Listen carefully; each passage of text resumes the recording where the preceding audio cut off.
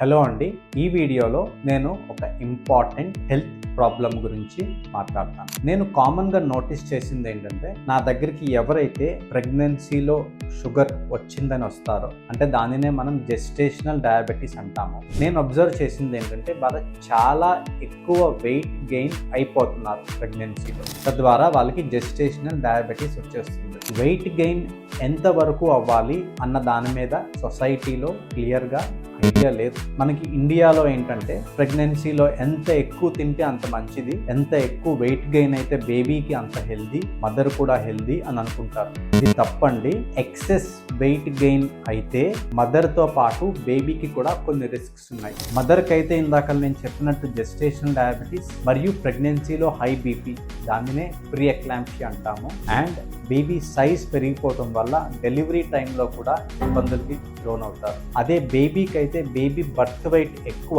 Big baby అంటాము. అదే baby పెద్ద అయ్యేటప్పుడు వాళ్ళు ఒబేసిటీకి కూడా గురవ్వచ్చు అండ్ ఆస్తమా లాంటి ప్రాబ్లమ్స్ కూడా రావచ్చు. అయితే మనకి గైడ్ లైన్స్ ఏమని చెప్తాయి, ఎంతవరకు వెయిట్ గెయిన్ అవ్వచ్చు అన్నది ప్రెగ్నెన్సీకి ముందు ఉండే BMI మీద డిపెండ్ అవుతుంది.